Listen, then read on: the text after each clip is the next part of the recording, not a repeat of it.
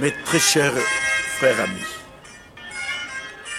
en 2023, je vous ai parlé, beaucoup même. Et là, nous sommes en 2024, je lui dis que restons calmes. Les choses vont se réaliser. Mais vont se réaliser comment et pourquoi?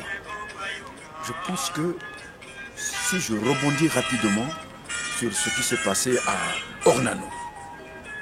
Ornano, c'est quoi? Beaucoup ont pleuré. Beaucoup d'enfants ont pleuré. Beaucoup de familles ont pleuré. Mais Ornano cache beaucoup de choses.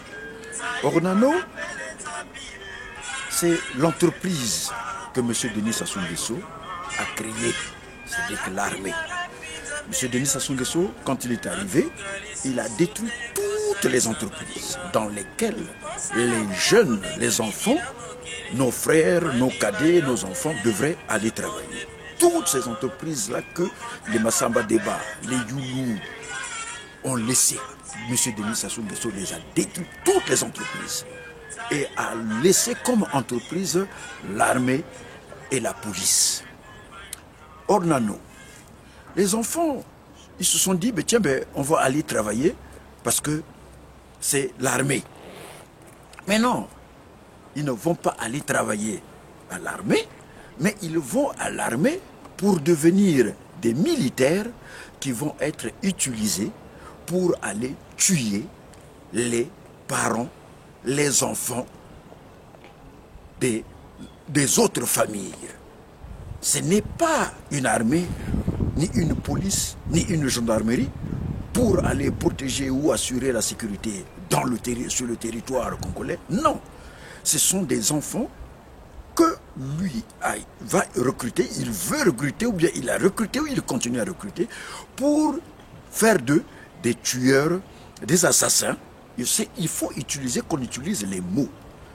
L'armée que M. Denis Sassou Nguesso fabrique, les jeunes qu'il veut recruter pour mettre dans l'armée, ce sont ces mêmes jeunes qui vont être utilisés pour aller tuer dans le sud, tuer leurs amis, leurs parents, leurs frères et tout. Ce n'est pas pour aller protéger un pays qui serait attaqué par la RDC, le Gabon, la France ou les États-Unis. Non, cette armée-là, c'est pour se servir de cette armée, asseoir son pouvoir, prendre... Aujourd'hui, vous voyez le nombre de généraux qu'il y a dans cette armée, le nombre de généraux, le nombre de colonels. Et tout ça, ça devait être des gens qui devraient aller travailler dans les usines, dans les compagnies, dans des grandes entreprises qui auraient pu être créées pour que ces gens-là y travaillent. Mais ces gens-là, ils travaillent où? Dans l'armée. Donc des généraux, des colonels, des lieutenants, des sous-lieutenants, ainsi de suite. C'est ça l'entreprise que M. Denis Sassou Nguesso a créée. En créant, vous vous souvenez vous-même du groupement aéroporté. C'est le groupement aéroporté, quand il rentre dans l'armée, il crée...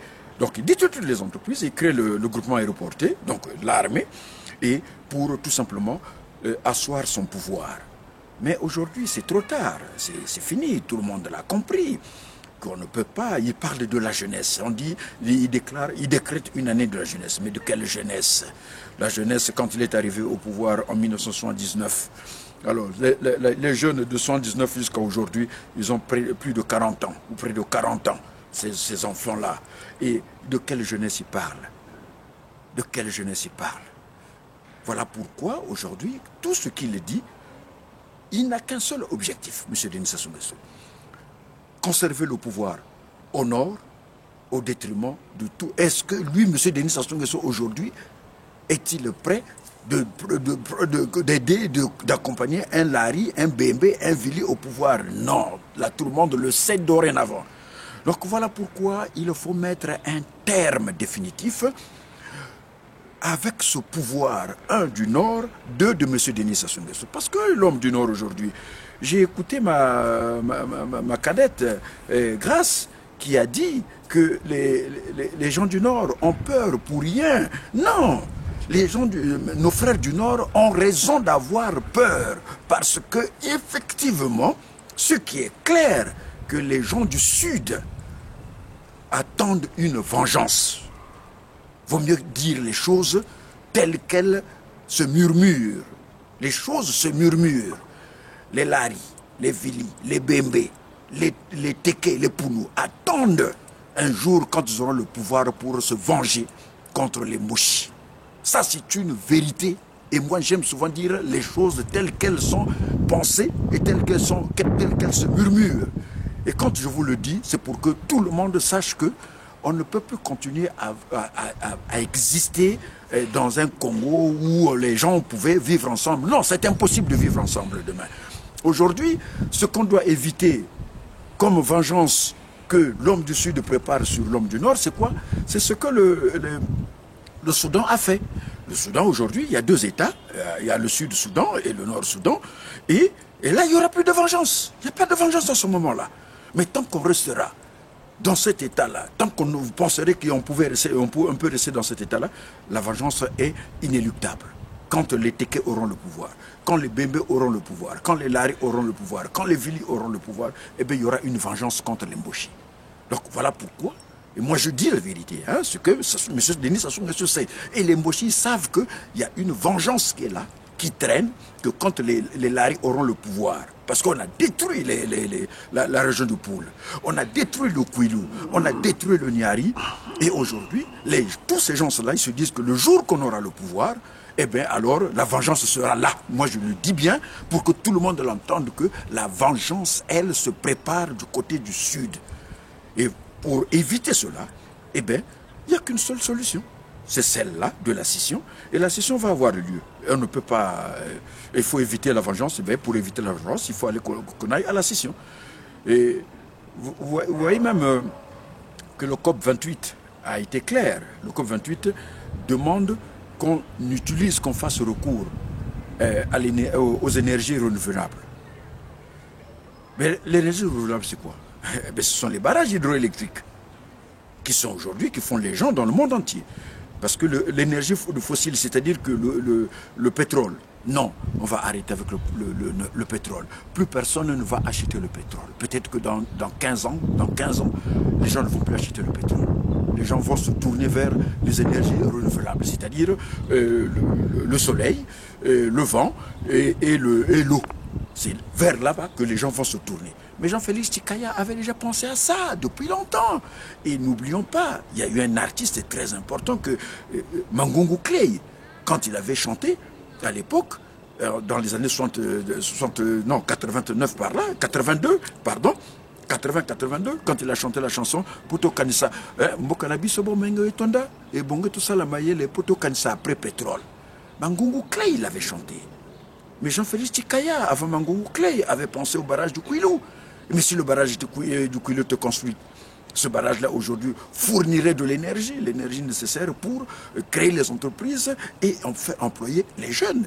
Au lieu que les jeunes aillent avec des licences, aller dans l'armée pour devenir des tueurs. Hein? Ce n'est pas l'armée pour défendre le Congo, mais c'est l'armée pour aller se préparer à tuer leurs frères, leurs copains, les parents de leurs amis, donc dans le Sud. Donc ne croyez pas que ce sont des militaires qu'on recrute pour leur donner les emplois. Non, on les emploie. Ornano, pardon, c'était pour recruter les gens, le recrutement qui est en train de continuer bien sûr, c'est recruter les gens, les former et devenir des tueurs, des assassins et non pas des protecteurs du pays. Voilà Ornano. Si nous avons pleuré, nos frères, nos amis, nos enfants, eh bien, il fallait savoir que ce qu'on a voulu, ce qu'on recrute, eh bien, c'est pour les former à les tuer et détruire, comme les guerres que nous avons vues dans le Poul, jusqu'au Niari, jusqu'au dans la Bouenza et tout. Toutes ces régions ont été détruites par les militaires qui ne sont pas venus d'ailleurs. Ce sont les militaires, nos frères, nos enfants du Nord, et qu'on a recruté les Tchadiens, qu'on a recruté les Rwandais. Eh bien, l'histoire du Rwanda aujourd'hui, qui ne connaît pas ce que le Rwanda est en train de faire comme misère dans l'est de la RDC. Et demain, donc pour s'épanouir de toutes ces choses-là, pour éviter toutes ces choses-là, nous allons partir à la scission. Parce que dans l'état du Sud du Congo, les choses sont claires. C'est chaque région qui se constitue en un État, et qui pour former une confédération dans laquelle la présidente est tournante. Le président sera là juste pour une année, comme en Suisse. Ensuite, il ne se pose pas de problème de ce genre.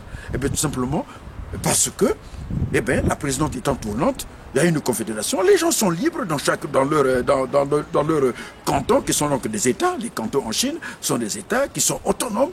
Eh bien, c'est pareil ce qui va se passer dans l'État du Sud du Congo. C'est une confédération des États, 5 États, eh bien, dans lesquels chaque État qui sont aujourd'hui, on va se référer aux régions qui sont là, aux départements ou aux régions hier, qui sont des États, et bien des États qui seront autonomes, qui vont être libres d'entreprendre et d'exercer comme ils veulent pour leur territoire, pour leur village. Chacun va s'occuper de son village. Donc l'histoire de M. Denis Sassou Nguesso qui tient à rester au pouvoir et préparer ses enfants ou ses familles et tout, eh bien, il faut que ça va s'arrêter. Il faut l'arrêter. Restons calmes.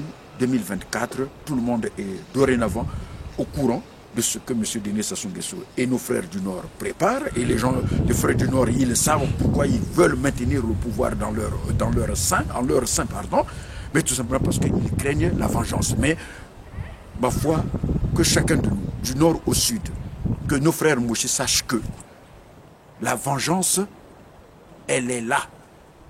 L'homme du Sud, le Lari, le Bembe, le Teke, le Vili, ils se préparent pour une vengeance. Et pour éviter cette vengeance-là, allons à la scission, que chacun reste chez lui, M. Denis Sassou Nguesso. Commandera les Mboshi comme ils veulent, que ce soit M. Denis Sassou Nguesso ou le fils de M. Denis Sassou Nguesso, ou encore un autre, les Jean-Dominique Okemba ou quoi, ceux qui veulent, les Bouya et tout ça qui veulent les diriger, ben, ils n'ont qu'à rester là-bas. Et nous, on restera dans le Sud. Et le barrage de Kouilou est une priorité que nous allons donc mettre en œuvre d'ici peu. Pascal Lissouba a tout dit, nous a prévenu lors d'une interview qu'il avait accordée à Télé Congo pendant la conférence nationale. Il avait tout dit. Pascal Lissouba avait tout dit. Et M. Denis Sassou Nguesso, quand il sort de la passation de service qu'il a eu avec M. Pascal Lissouba, quand il entretient l'armée, eh bien, il avait tout dit. Ce qu'il a dit en 92, c'est ce qu'il a réalisé pendant le règne de Pascal Lissouba jusqu'à revenir au pouvoir. Il avait déjà tout dit. Donc voilà pourquoi nous ne perdons plus notre temps à penser à rester ensemble. L'unité nationale, c'est un leurre, c'est un bluff. Et l'unité nationale, voilà ce qui a détruit le Sud. C'est l'unité nationale qui a détruit le Sud. Bakongo Babomi Marien. Où est-ce que les Bakongo avaient tué Marien Wabi? Non. L'avenir des Mboshi, tout le monde le sait. Et tout le monde est conscient. Les Mboshi se préparent à ça. Les Mboshi aujourd'hui sont prêts à tuer Denis Sassou Nguesso pour conserver le pouvoir, comme ils ont fait pour Marien Wabi. Donc ça, c'est des choses que chacun de nous doit maintenant dorénavant savoir. Sassou ne sera jamais tué par un sudiste. Non. On n'a pas le temps à perdre, aller tuer les gens. Non. Nous, c'est pas ça. Mais sachez que les Mboshi sont prêts à sacrifier Denis Sassou Nguesso dans le cas où celui-là osera un jour de faire marche arrière. Parce qu'il faut protéger. Nyangambwala l'avait dit, si M. Denis Sassou Nguesso n'est plus là, qu'allons-nous faire? Qu'allons-nous faire? Voilà la question des Mboshi. Et ils ont pris conscience, et l'homme du Sud doit prendre conscience et mettre un terme, faire comme le Soudan, et qui aujourd'hui, le Sud-Soudan aujourd'hui est tranquille. Ils sont en train de travailler. Ça prend un peu de temps, c'est pas grave. Mais le Sud-Soudan aujourd'hui est en train de se préparer. Et les problèmes sont où aujourd'hui? Les problèmes sont dans le Nord-Soudan, ceux qui sont restés. Et vous entendez tous les généraux qui se canardent là-bas. Donc tout le monde est au courant de ce qui se passe dans le Nord-Soudan. Eh bien, c'est ce qui va arriver au Congo. Parce que si nous ne faisons pas ça, Sassou prend les Rwandais, il prend les Palestiniens et tout ça. C'est du désordre, ça ne sert à rien. C'est pour perdre le temps et distraire les gens. Alors que son programme à lui, c'est rester au pouvoir, préparer ses parents ou préparer les nordistes à rester au pouvoir. Et le Sud, dans ce cas-là, c'est quoi? Et le barrage de Kouilou qui va le construire, chose qu'il ne veut pas faire. Le COP 21 a dit qu'on ne va plus acheter le pétrole. Alors, qu'est-ce qu'on va faire maintenant après? Basimani lemeni pétrole ba to ba maga muku sum pétrole bunta kan sil muku tungu barrage buni ta kan sil butun tatemina muka kalangi ya ba to comme ça lilongo belion bunta kan sil to bi kan liao to benda nuni tu kale muti boad boandi l'avenir de Mboshi aban tu bang l'avenir de Mboshi amena be so kutu bili buni l'avenir des sudistes, l'avenir des Luango, l'avenir des Congo. Moi, je d'abord, tu as ou l'avenir des Mboché. Ben, l'avenir des Luango, l'avenir des Congo, l'avenir des sudistes. Bobo, Miyaman.